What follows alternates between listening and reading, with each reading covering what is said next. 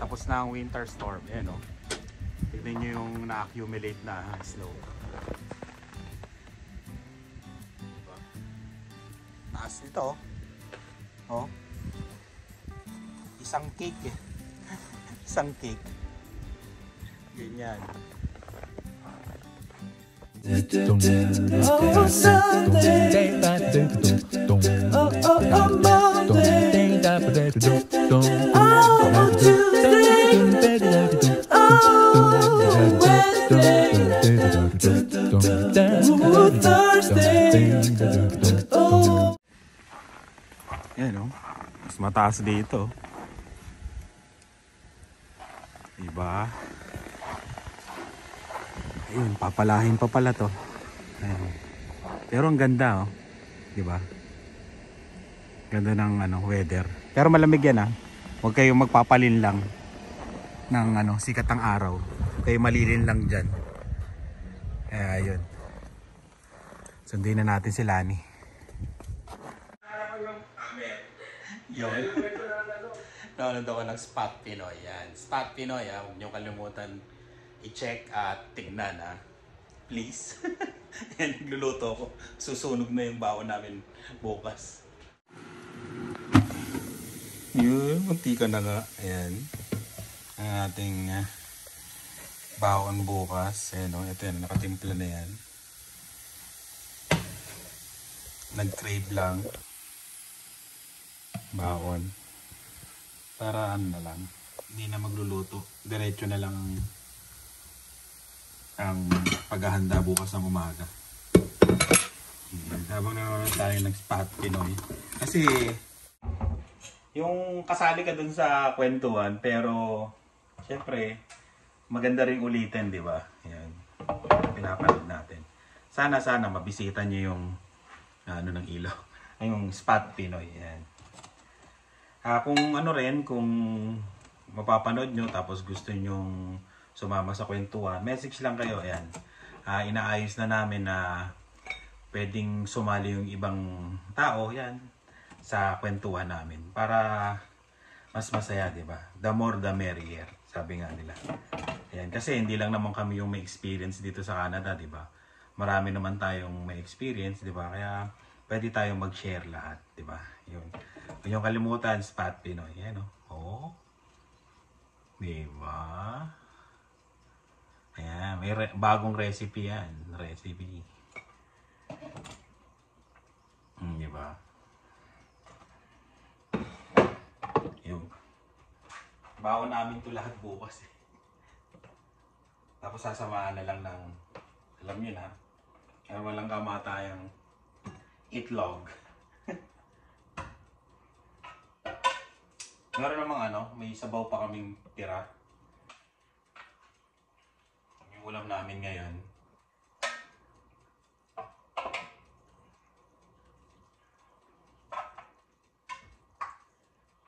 Air fryer ko lang to para wala masyadong mantika, di ba? Yan. Sakto to habang nanonood ng Spot Pinoy. Ayun, ano pa ba ang pagkukwentuhan natin? Yun lang muna. Bukas na lang uli. Medyo gumagabi na, 9 o'clock na eh. Magna 9 na. Kwentuhan tayo bukas, may kukwento ako sa inyo. Yan. Bukas tayo. Kita kits. Uwian na naman. Ay. Yan muna. Yun. Tapos na naman ang 8 oras. Ay. Kapagod. Habulin muna natin, hininga natin. Ayan.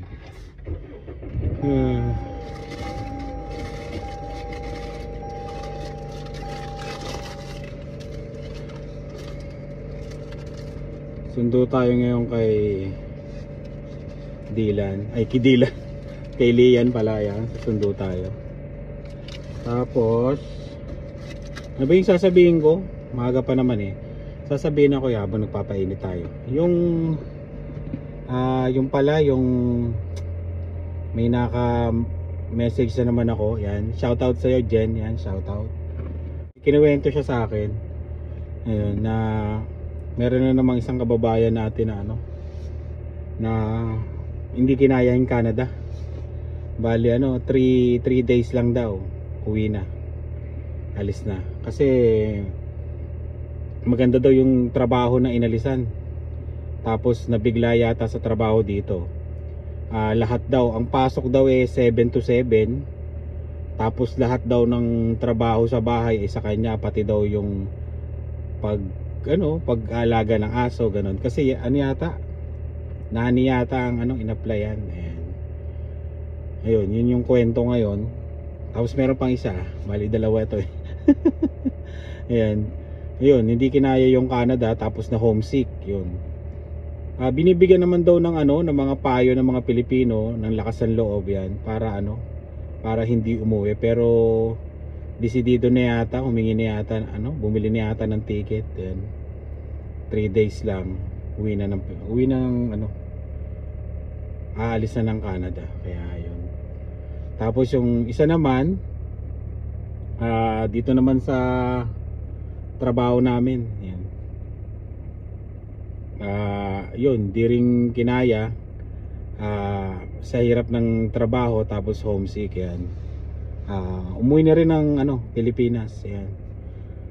Kahapon umuwi ng Pilipinas. Kaya yun, tagal ding inintay yun. Parang yung isa din na kwento nga ni Jen, ang tagal ding hinintay makarating dito sa Canada, tapos yun 3 days. Hindi to sa amin hindi siya maka-perform kasi may performance dito, hindi basta-basta buhatan dito sa trabaho dito. Talagang mahirap dito. Computer ka.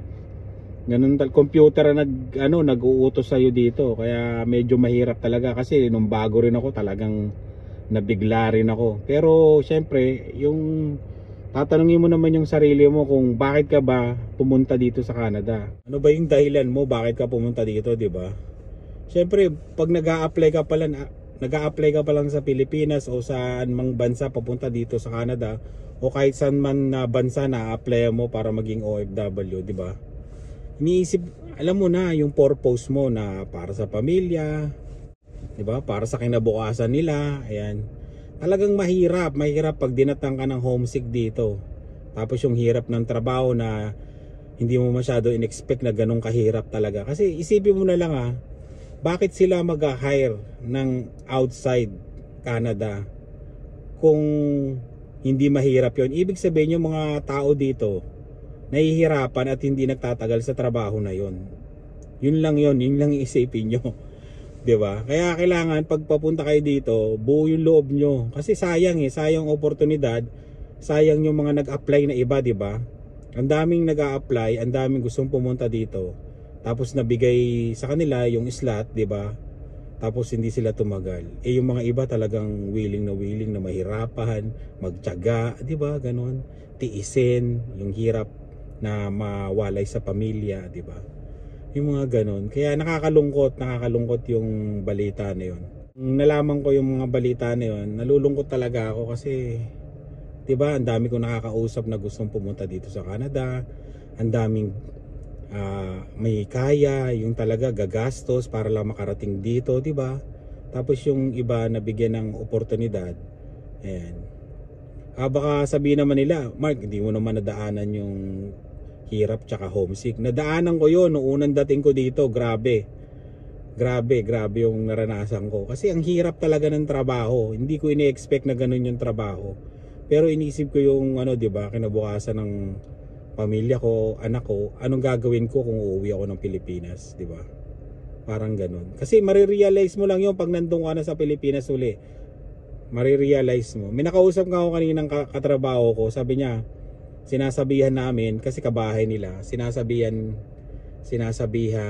nila daw na gano'n, na wag lakas ng loob, na wag umuwi, tiisin yung paghihirap sa trabaho. Pero pag gano'n daw, lutang daw yung isipan pag gano'n, lutang.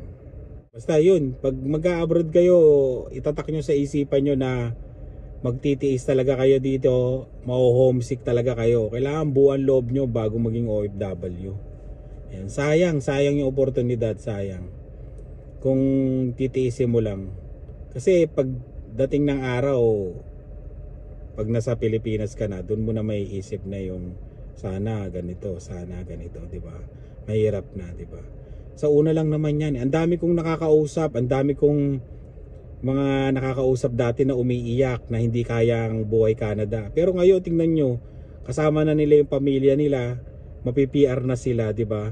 Ganun lang yon. Sa una lang, kahit ako naranasan ko yan talaga na inisip ko lang kung ano nang mangyayari pag umuwi ako sa Pilipinas, di ba? Parang ganun, mahirap talaga. Ayun. Kaya yun, umuwi na naman. May umuwi na naman sa Pilipinas. Ayun, kaya nakakalungkot lang talaga. Kasi pag nababalitaan kong yung mga umuwi na hindi kinaya yung Canada, yung trabaho dito sa Canada, nalulungkot ako kasi ang dami ko nakakausap na gustong pumunta dito sa Canada eh. Yung talagang lahat gagawin makarating lang dito para sa pamilya nila, para sa kinabukasan. Tapos may mababalitaan pa rin ako na hindi kinaya yung Canada, di ba? Talaga yun. Sa bagay, di natin alam kung grabe talaga yung pinagdadaanan nila. Yun, hindi ko rin sila masisisi. Pero sana kung nanonood ka at nag-iisip kang umuwi o ng sumuko, di ba? Huwag kang susuko, kaya mo yan. Kaya mo yan. Hindi ka naman dadalhin dito ng Diyos kung hindi mo kaya yan, di ba? Kaya mo yan. Kaya nga ikaw ang natanggap eh, di ba? Hindi yung iba. Ibig sabihin kaya mo. Kaya huwag kang susuko. Ang mahalaga din diyan yung suporta ng pamilya, yung may mga kamag-anak diyan sa abroad, tawagan niyo yung pamilya niyo, ganun, bigyan niyo ng lakas ng loob, yun. Para hindi mo homesick, ganun. Kaya yun. Nakakalungkot talaga. Hindi ko alam kung tatawa ba ako o matutulala sa mga narinig ko. Ayun. Kasi syempre 'di ba, ang daming gusto, ang dami ko nakakausap talaga. Ang dami gustong pumunta dito sa Canada pero ayun. Kaya yun. Sundo na tayo kay Lian. Ayun, naikwento ko lang. Ayun. Sana yung meron pa daw isa susunod. Meron pang isa na susunod, nag-iisip na umuwi na rin daw. Sana yung isa na yon, sana maliwanagan siya. Tawagan nyo kung may kamag-anak kayo dito sa Canada at nahihirapan na at na-homesick. Tawagan nyo, bigyan nyo ng lakas ng loob. So yun, para hindi umuwi. Meron daw isa, uuwi na rin din daw. Ayan, na-homesick na.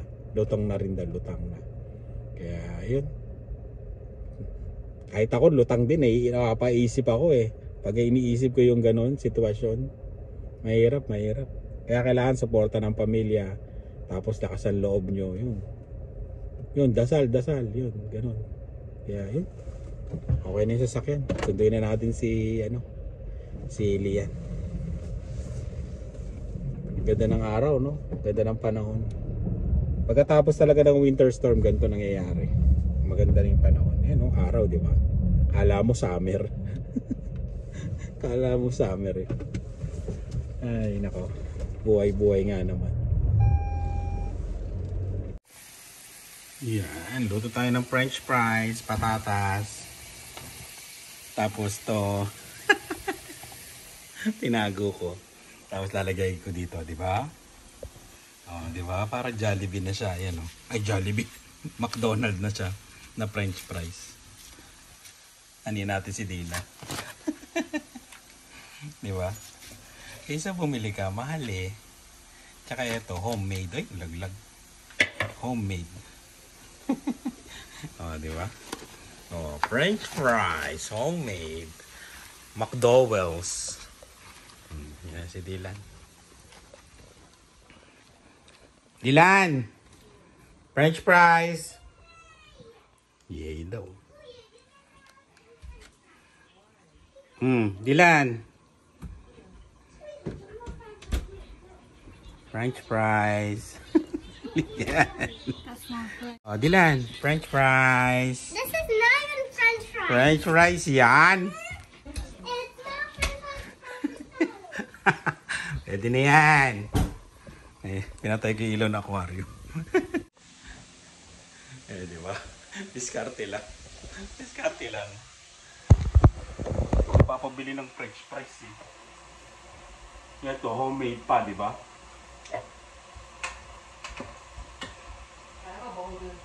Yung sa'yo, Dylan. Yung sa'yo, di ba? Ilang order? One order of French fries coming up. Para kamayin ko na, nabugas akong kamay.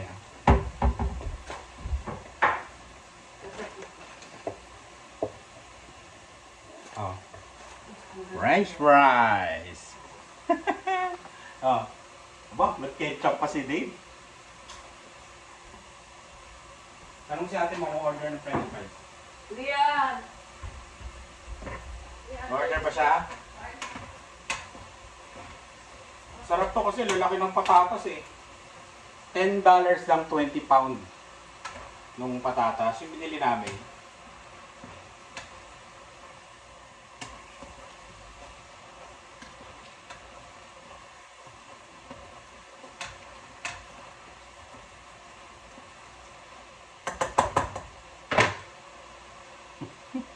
Diskarte, di ba? Ha? Order daw siya?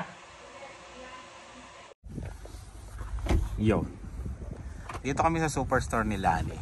Pagkatapos magluto ng French fries, sinundo ko siya tapos grocery. Wala na kaming ano. Ano wala natin? Itlog. Grabe yung sasakyan, no? Basura. O, tingnan niyo yung loob ng sasakyan ko. Basura din. Wala nang linisan. Yun yung sasakyan ko dati, oh. Cruise. Maganda yan. Hindi ko sinasaksak yun. Umaandar ng minus 50. Yung Chevrolet Cruise 2014. What tayo? Tignan nyo. 5 piso yan, ha. Pwede siyang gamitin dito. Diba? Ayan, no? $8 na yung lemon, no? Sige, kuha ka naman. Kailangan yan, eh. Grabe yung lemon, no? $8. Ayan. Ayan, ha. Itlog lang yung ano, ha. Wala kami. Pero, tignan nyo. Ito yung napag-usapan sa Spot Pinoy. Yan, subscribe kayo dun, ha. Spot Pinoy. Ayan. Yung channel namin ni Rice at Ina. Ayan. Cost of living yung pinag-usapan namin doon.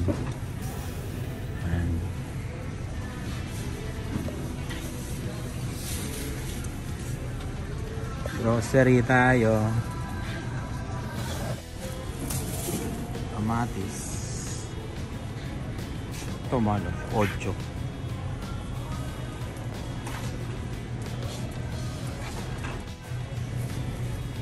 Walang okra. Ay, walang okra. Okra pala yung kinukuha mo. Walang ano, ampalaya. Uy, 0.76 rooster garlic. Wala na. Ulit oh, ang lilit ng sibuyas oh. No? Parang sibuyas Tagalog yata yan. Ganda ng mga okra, no? Kalalagay naman. Upo. Ay, kulang tayo ng isang upo. Bili tayong upo. Maganda pag nakaharap sa akin yung camera. Malabo. Ayan. Bili na nga tayo ng iPhone 15 Pro Max. Ay, hindi pala bili, utang. Maraming sale ngayon ng cellphone. 2.39 yung ano, sibuyas. Yan, naglabasan na yung mga ano, yung mga buto-buto. Tatanim, oh. 18.99 yung maliit. Maliit ka, no? Wala, magsisale. Kung mapapanood nyo tong vlog na to, malamang mamaya release nito, latest to. Huwag muna kayo bumili ng bigas. Magsisale yan. Kasi nagbaba kami ng maraming bigas. Kaya magsisale yon. Huwag nyong bilhin niyang $39.99 na. Abangan nyo bukas o kaya sa isang araw. Magsisale yan. Ano yan? Trip. Ano yan? Ang aking source. Ako ang source nyo. Naka-sale yung soft drinks. So. $1.25. Dating $2.79. Bili tayo isa lang. Isa lang naman. Pag may bisita. Wala tayong maibigay na Ayan, para may maibigay tayo sa bisita. Coke Zero. $13 isang isang buong manok. 1.4 kilograms. Mahal na, no? Mahal na mga baka. Marami pa tayong giniling. Giniling dito. Ayan. 18-14. 1.8 kilos.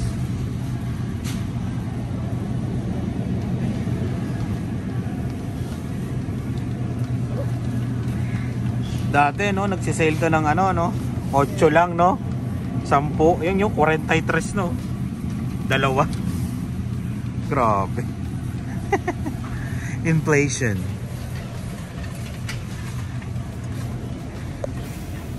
Ayan, paboritong ham. $5 isa. Presyong kalasan nito yung sa Pilipinas.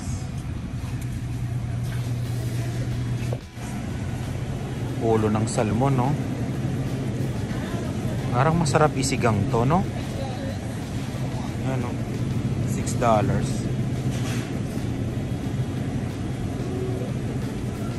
Puro naka 30% lahat eh. Karamihan. Ibig sabihin niya malapit na daw ma-expire. Pero kung lulutuin mo ngayon, masarap. Okay. Naka 30%. Magkano sa tilapia? $8. Ilang peraso yan? Magkano? 17? $7. Magkano yan? Ayan o, 5 lang. Tatlo naman. $7 nga yan? Oo, nakita ko. Baka hindi, kasi may pangalan to eh. Oh, mga kaibigan, nag-aaway na kami. $7 daw to. Check natin.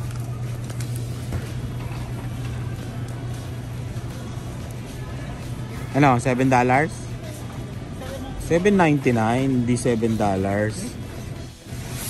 10.09. Malalaki ba? Huwag ka lang ng dalawa. Kita nyo. $10 na yung itlog.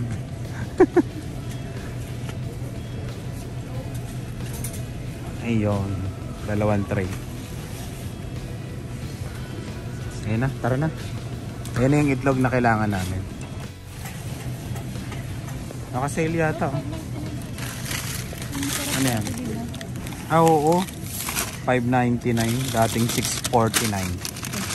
May tipid kang 50 cents. Kuha ka na yun. Kuha kang isa.